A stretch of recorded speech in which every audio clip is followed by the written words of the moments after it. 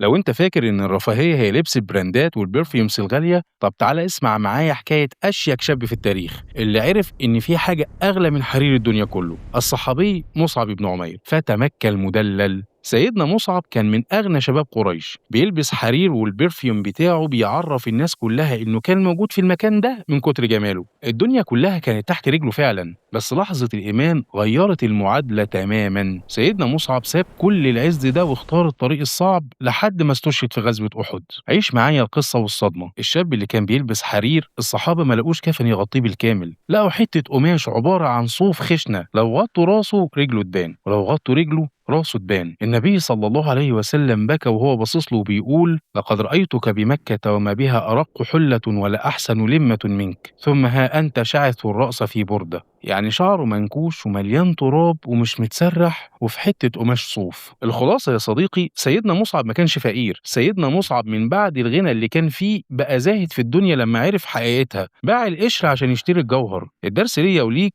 إن قيمتك مش في البراند اللي انت لابسه، قيمتك في الأثر اللي انت هتسيبه بعد ما تموت. سيدنا مصعب ساب الحرير بس ساب سيرة بنشم ريحتها بقالنا حكاية 1400 سنة، ودي يقين كانت حكاية نحييها يقين من بطلها جديد، فتى مكة نور المدلل سيدنا مصعب الصحابة بن عمير. عهد ولو وصلت لا معايا لغاية هنا يحيد، ما تنساش صبر تدعمنا بلايك وشير عشان وثبات نستمر. وقلب لا يلين.